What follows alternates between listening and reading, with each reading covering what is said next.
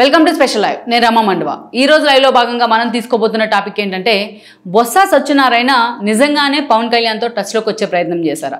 ఈరోజు ఎమ్మెల్సీ అభ్యర్థిగా వైసీపీ తరఫు నుంచి నామినేట్ అయిన బొత్సకు ఆ స్థాయిలో పోటీ పెట్టకుండా చంద్రబాబు నాయుడు ఎందుకు నిర్ణయం తీసుకున్నారు?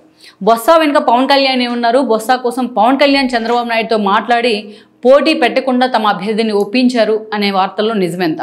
అట్ ద సేమ్ టైం చూసినట్లయితే బొత్స సత్యనారాయణ ఎమ్మెల్సీ అయిన తర్వాత అయినా సరే జనసేన వైపు చూసే అవకాశం ఉందంటూ జరుగుతున్న ప్రచారంలో వాస్తవం ఎంత? అసలు చంద్రబాబు నాయుడు ఏమాత్రం అవకాశం ఉన్నా తన గెలుపు కోసం ఆ స్థాయిలో ఆయన ఎఫర్ట్ పెడుతూ ఉంటారు. గత రాజకీయ చరిత్ర చూసినా మనకి ఎన్నోసార్లు అర్థమవుతుంది. ఈవెన్ మొన్న పట్టభద్రుల ఎమ్మెల్సీ ఎన్నికలు చూసినా ఏదైతే 2024 ముందు జరిగిన 2 ఏళ్ల ముందు జరిగిన పట్టభద్రుల ఎమ్మెల్సీ ఎన్నికలు చూసినా అదే అర్థమవుతుంది. 3 స్థానాల్లో ఆ రోజు టీడీపీ విజయ్ దుందు మోగించింది వైఎస్ఆర్సీపీ అధికారంలో ఉన్నప్పటికీ కూడా. ఈవెన్ ఎమ్మెల్యే కోట ఎమ్మెల్సీ ఎన్నికల్లో సైతం పూర్తి స్థాయిలో పక్కనున్న ఎమ్మెల్యేలు తనకి లాస్ట్ మినిట్ వరకు కూడా షాక్ ఇస్తారు, ఎదురు తిరిగి క్రాస్ ఓటింగ్ చేస్తారనేది కూడా జగన్మోహన్ రెడ్డి కూడా ఊహించలేదు. ఆ స్థాయిలో చంద్రబాబు నాయుడు లైజింగ్ చేయగలిగారు. అదేవిధంగా పర్ఫెక్ట్గా 4 స్థానాలని తన ఖాతాలో వేసుకోగలిగారు, అది కూడా ప్రతిపక్షంలో ఉన్నప్పుడు. అదే ఇక అధికారంలో ఉంటే చంద్రబాబు నాయుడు నిజంగానే ఆ స్థాయిలో తన వ్యూహాలకు పొదును పెట్టగలరు. చంద్రబాబు నాయుడు అనుకుంటే ఈ రోజున చాలా ఈజీ అవుతుంది కూడా ఎమ్మెల్సీ స్థానం గెలుచుకోవడానికి. కానీ అలాంటి చంద్రబాబు నాయుడు బొత్స మీద అభ్యర్థిని పెట్టేందుకు ఆయన ముందుకు రాలేదు, అసలు పెట్టొద్దు అనే నిర్ణయం కూడా తీసుకున్నారు. ఇదే క్రమంలో అసలు కూటమి వ్యూహం ఏంటి అన్న చర్చ హాట్ టాపిక్ అవుతూ వస్తోంది. అట్ ద సేమ్ టైం ప్రచారం జరుగుతున్నట్లు ఈ టోటల్ ఎపిసోడ్లో పవన్ కళ్యాణ్ పాత్ర ఎంత అన్నది కూడా ఇంకొక మాట హైలైట్ అవుతూ వస్తుంది. మరోవైపు చూసినట్లయితే మనం అసలు బొత్స సత్యనారాయణని ఆ స్థాయిలో ఆయన మీద సాఫ్ట్ కార్నర్ చూపించడానికి అటు పవన్ కళ్యాణ్ కానీ ఇటు చంద్రబాబు నాయుడు కానీ కారణం ఏంటి అనే చర్చ జరుగుతోంది. ఇప్పుడున్న పరిస్థితుల్లో బొత్స సత్యనారాయణ ఏకగ్రీవం అయ్యి సరే ఇండిపెండెంట్ ఎలా ఉంటుంది అనేది మనం చెప్పుకుందాం.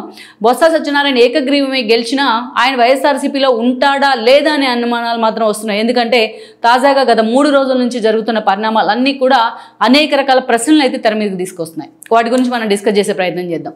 ముందుగా బొత్స సత్యనారాయణ గురించి మనకు తెలిసిందే. పార్టీ ఏదైనా సరే పదవులను తన దగ్గరగా ఉంచుకోవడంలో బొత్స సత్యనారాయణ ఆ స్థాయిలో ఆయనకు పేరుంది.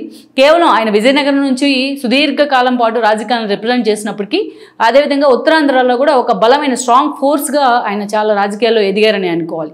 కాంగ్రెస్ నుంచి తన రాజకీయ ప్రస్థానం స్టార్ట్ చేసిన బొత్స సత్యనారాయణ అనేక పదవులు ఎమ్మెల్యే దగ్గర నుంచి మంత్రి దాకా ఎంపీ దగ్గర నుంచి అనేక కీలక పదవులు ఆయన పార్టీ తరఫున అనుభవిస్తూ వచ్చారనుకోవాలి.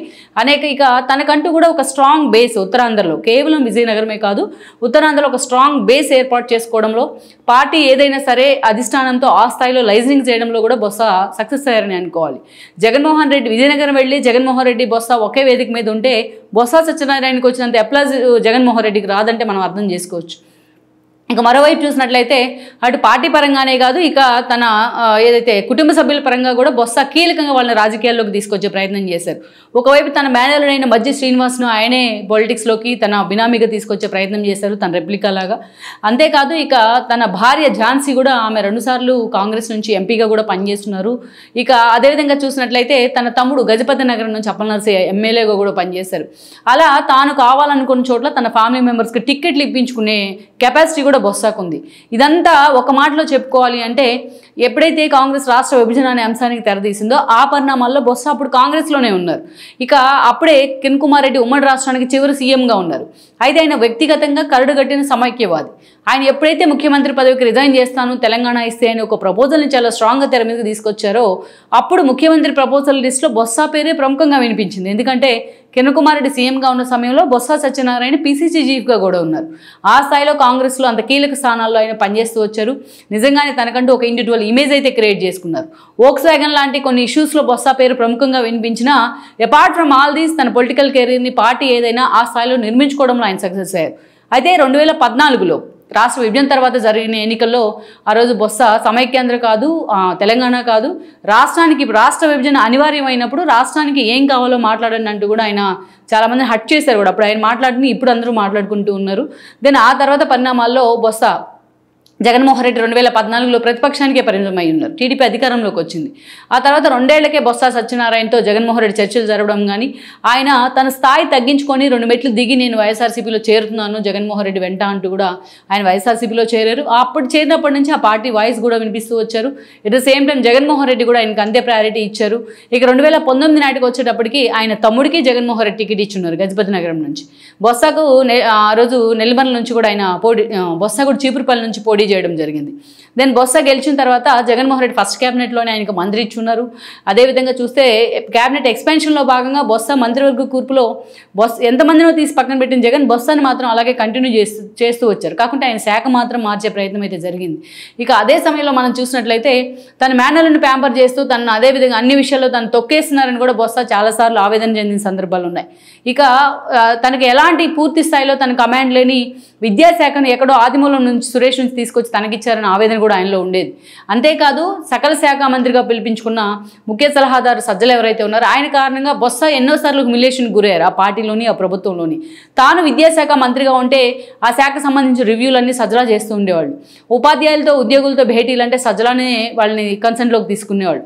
అలా అనేక సార్లు బొత్స తన మనసులో ఉన్న మాటను కూడా బయటికి చెప్పే ప్రయత్నం అయితే చేస్తూ వచ్చారు. ఇక మధ్య శ్రీనివాస్ విషయంలో పార్టీ అధిష్టానం 1-sidedగా ఆయన ప్రమోట్ చేయడానికి మాత్రం బొత్స తీసుకోలేకపోయారు. ఇక ఎన్నికల సమయానికి తన కొడుకు సందీప్కి టికెట్ అడిగారు.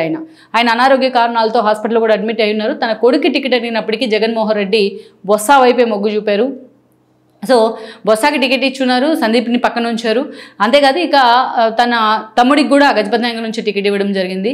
ఈ పరిణామాల తర్వాత తన కొడుకు ప్లేస్లో బొత్స సందీప్కి టికెట్ ఇవ్వని కారణంగా ఒక కొత్త రకమైన వ్యూహాన్ని జగన్మోహన్ రెడ్డి తెర మీద తీసుకొచ్చి బొత్స ఝాన్సీని తీసుకెళ్లి వైజాగ్ ఎంపీగా నిలబెట్టే ప్రయత్నం చేశారు. గతంలో ఆమె ఎంపీగా పనిచేసిన అనుభవం ఉండడం ఒక ఎత్తు అయితే ఉత్తరాంధ్రలో బొత్సకి కొంచెం రెప్యుటేషన్ ఉండడం ఒక ఎత్తు అనుకోవాలి. సో ఈ పరిణామాల తర్వాత మొన్నటి ఎన్నికల్లో బొత్స ఓడిపోయినారు. ఆయన తమ్ముడితో సహా ఇక్కడ చూసినట్లయితే మొత్తం ఎంపీగా కూడా ఆమె ఓడిపోవడం జరిగింది. శ్రీభరత్ గెలిచారు ఆవిడ మీద, బాలకృష్ణ అల్లుడు. నేను ఈ పరిణామాల తర్వాత కూడా బొత్స మేము చేసిన తప్పులే మమ్మల్ని ఓటమి పాలు చేశాయంటూ ఎన్నోసార్లు Day 1 నుంచి కూడా ఆయన బయటకు వచ్చి మాట్లాడుతున్నారు. చాలా విషయాలు మేము తప్పులు చేసామంటూ కూడా ఆయన మాట్లాడారు. చంద్రబాబు రుషికొండ విషయం మొదలుకొని కొన్ని కీలక విషయాల్లో చంద్రబాబు మాట్లాడిన తీరు కానీ ఆయన తీసుకున్న అన్నా క్యాంటీన్ లాంటి నిర్ణయాలు కానీ బొత్స వెల్కమ్ చేస్తూనే ఉన్నారు. సో ఒక మాటలో చెప్పాలంటే చాలా సానుకూలంగా బొత్స మాట్లాడుతూ వచ్చారు. లైక్ ధర్మానలాగా తాను రాజకీయ విరమణ చేస్తాను, రాజకీయాలను వదిలేస్తున్నాను బొత్స ఎక్కడా మాట్లాడలేదు. సో చాలా వైబిలిటీగానే మాట్లాడుతూ వచ్చారు. ఒక దశలో ఆయన జనసేనలోకి వెళ్తారనే చర్చ జరిగింది. ఎన్నికల ముందు జరిగింది, ఎన్నికల సమయంలో కూడా జరిగింది. కానీ అలాంటి ప్రయత్నాలు ఇవి చేయకుండా తనకి సఫికేషన్ వచ్చినా కూడా జగన్మోహన్ రెడ్డి వైపు నుంచి బొత్స పార్టీని అంటిపెట్టుకునే కొనసాగుతూ వచ్చారు. ఇక ఇప్పుడున్న సిచ్యువేషన్లో జగన్మోహన్ రెడ్డి చాలా వ్యూహాత్మకంగా లోకల్ బాడీస్ ఎమ్మెల్సీ కోటాలోకి బొత్స పేరుని ప్రతిపాదించడం జరిగింది, అది కూడా వైజాగ్. అయితే ఇక్కడ మనం ట్విస్ట్ చూసినట్లయితే బొత్సకి ఆయన ఆ టికెట్ ఎంతోమంది సీనియర్లు ఉన్నారు, చాలామంది ఉత్తరాంధ్ర నేతలు బొత్స ఎంపికను వ్యతిరేకిస్తూ ఉన్నారు. అయినా సరే జగన్మోహన్ రెడ్డి ఆయన ఎంపిక చేయడానికి కారణం ఏంటంటే బొత్స ఇతర పార్టీలోకి వెళ్తారన్న చర్చ ఎప్పటి నుంచో ఉంది, ప్రచారం ఎప్పటి నుంచో ఉంది. బొత్స మాట్లాడుతున్న మాటలు కూడా దాన్ని ఎండార్స్ చేస్తూనే ఉన్నాయి.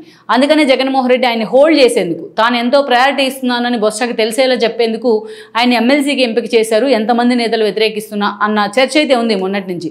సో ఇలాంటి సమయంలో జగన్మోహన్ రెడ్డి తమకు ఫుల్ అక్కడ చాలా బలంగా ఉంది. జగన్మోహన్ రెడ్డికి సంబంధించి లోకల్ బాడీస్ మెజారిటీ ఉంది అక్కడ ఓట్లు కూడా. ఎందుకంటే టోటల్ 641 ఉంటే ఈరోజు జగన్మోహన్ రెడ్డి ఖాతాలోనే, వైఎస్ఆర్సీపీ ఖాతాలోనే 615 ఓట్లు ఉన్నాయి. అదేవిధంగా 215 కూటమి 3 పార్టీలు కలిపితే ఆ కూటమికి అంతే ఓట్లు వస్తాయి 215. ఇక 11 ఓట్లు ఖాళీగా ఉన్నాయి అక్కడ. సో ఇప్పుడున్న సిచ్యువేషన్లో బొత్స గెలుపు కూడా ఈజీ అవుతుంది. కానీ అధికారంలో ఉన్న కూటమి ప్రభుత్వం తలుచుకున్నట్లయితే దట్టు చంద్రబాబు నాయుడు ఆలోచన చేస్తే ఆ గెలుపు కూడా చాలా ఈజీ అవుతుంది. ఎందుకంటే మెజారిటీ ఇప్పటికే క్యాంప్ పాలిటిక్స్ కూడా స్టార్ట్ అయినాయి వైఎస్ఆర్సీపీ నుంచి. సో తమ వైపుకి లాగే ప్రయత్నం చేస్తే ఆ ఓటర్లను ఈజీగా కూటమి ప్రభుత్వం కూడా విన్ అయ్యే అవకాశం ఉంటుంది. ఇది కూడా ఒక హాట్ టాపిక్ అవుతుంది. ఎలక్షన్ అని కూడా అందరూ చర్చించుకుంటున్న సమయంలో చంద్రబాబు నాయుడు ఒక కీలక నిర్ణయం తీసుకున్నారు, అక్కడ తాము అభ్యర్థిని పెడతాం లేదు అని చెప్పేసి. సో ఇది కూడా వైసీపీకి ఒక ఊహించని షాకే. కానీ అక్కడ ఇండిపెండెంట్గా షఫీవుల్లాది నామినేషన్ వేయడం జరిగింది. ఆయన అయితే నామినేషన్ విరమించుకోలేదు. సో ఆయన్ని కన్విన్స్ చేసే ప్రయత్నం అయితే జరుగుతోంది, కానీ ఆయన విరమించుకునే పరిస్థితి అయితే లేదు.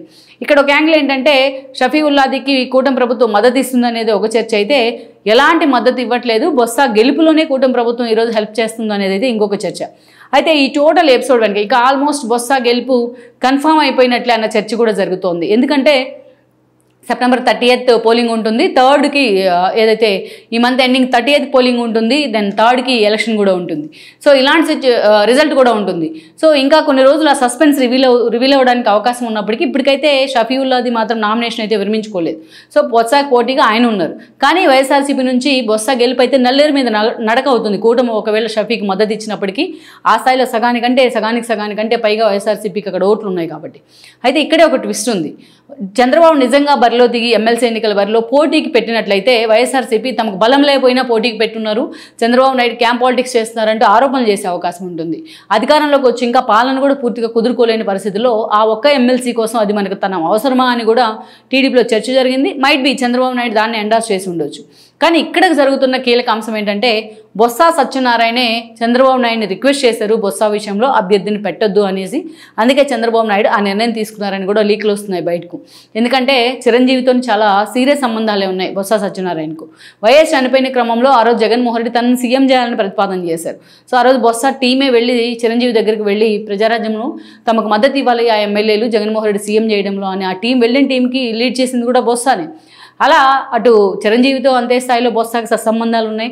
చాలాసార్లు వాళ్ళిద్దరూ ఒకే వేదిక మీద కూడా కనిపించారు.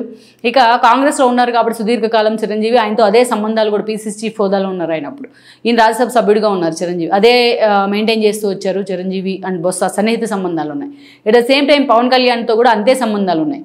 ఎక్కడ మనం గడిచిన 5 ఏళ్లలో బొత్స మంత్రిగా ఉన్న సమయంలోనూ అంతకుముందు వైఎస్ఆర్సీపీలో ప్రతిపక్ష నేతగా ఉన్న సమయంలోనూ ఎక్కడ పవన్ కళ్యాణ్ ఒక మాటని లేక పేరుని నాని తరహాలోనో కొడాలి నాని తరహాలోనో పవన్ కళ్యాణ్ కమెంట్ చేసిన సందర్భం మనం చూడం. సో ఒక హుందా రాజకీయాలు మాత్రమే చేస్తూ వచ్చారని అనుకోవాలి చాలా విషయాలు. సో అలా పవన్ కళ్యాణ్తో ఆయనకి ర్యాపో ఉంది, అటు మెగా ఫ్యామిలీతో కూడా ర్యాపోనే ఉంది. సో ఇక పవన్ కళ్యాణ్ ఇవన్నీ ఆలోచించే పెట్టినా అదే నెగిటివ్ ఇంపాక్ట్ ఉంటుంది వైఎస్ఆర్సీపీ నుంచి. వాళ్ళు అదే ఫ్లోలో తమకు బలం లేకపోయినా కూటమి అభ్యర్థిని పెట్టారని ప్యాంపర్ ఆ స్థాయిలో దాన్ని ప్రచారం చేసే అవకాశం కూడా ఉంటుంది. అందుకే ఇక పవన్ కళ్యాణే ఇనిషియేట్ తీసుకొని మరి బొత్స సత్యనారాయణకి మద్దతు పలికేలా ఆ స్థాయిలో నిర్ణయం తీసుకున్నారని కూడా చెప్తున్నారు. అందుకే ఈ రోజున బొత్స ఎమ్మెల్సీ ఎన్నికైన తర్వాత అయినా సరే భవిష్యత్తులో పవన్ కళ్యాణ్తో అంతే సత్సంబంధాలు కొనసాగిస్తారని చర్చ జరుగుతుంది. అవసరమైతే ఆయన అటు జనసేన తీర్థం పుచ్చుకున్నా కూడా ఆశ్చర్యం లేదని కొంత చర్చ కూడా జరుగుతోంది. ఈరోజు ఆస్కారం ఇచ్చినట్లయింది ఆ నిర్ణయంతో. సో కారణాలు ఏవైనప్పటికీ కూడా మొత్తానికి పవన్ కళ్యాణ్ బొత్స వెనుకున్నారా లేకపోతే చంద్రబాబు కావాలనే ఈ నిర్ణయం తీసుకున్నారనేది మనం పక్కన పెడితే, బట్ ఓవరాల్గా అయితే చంద్రబాబు నాయుడు ఈ విషయంలో మాత్రం కన్విన్స్ అవ్వడం అయితే టీడీపీ శ్రేణులను కూడా ఒకంత ఆశ్చర్యంలో పడేసేది. ఏ ఎన్నిక వచ్చినా ఏ చిన్న అవకాశం పార్టీ ఖాతాలోకి వచ్చినా అటు రాజకీయంగా ఆయన చాణక్యుడు అనే పేరుంది. ఏ ఒక్క అవకాశాన్ని కూడా చంద్రబాబు నాయుడు ఇప్పటిదాకా వదులుకోలేదు. అది కూడా అధికారంలో ఉన్న సమయంలో ఇంకా ఈజీ అవుతుంది ప్రాసెస్. కానీ అలా ఒక ట్రెండ్ మార్క్ సెట్ చేశారని అనుకోవాలి ఈరోజు ఆ నిర్ణయం తీసుకోవడం ద్వారా. సో ఓవరాల్గా ఈ టోటల్ ఎపిసోడ్ వెనుక నిజంగా పవన్ కళ్యాణే ఉన్నట్లయితే మరి బొత్స ఎమ్మెల్సీగా ఎన్నికైతే రేపటి ఆయన రాజకీయ భవిష్యత్తు నిజంగా జనసేన వైపు ఉంటుందా అన్నది ఇప్పటికైతే సస్పెన్స్ అని మనం చెప్పుకోవచ్చు. ఈ వీడియో మీకు నచ్చినట్లయితే please share, like and subscribe R24 Telugu.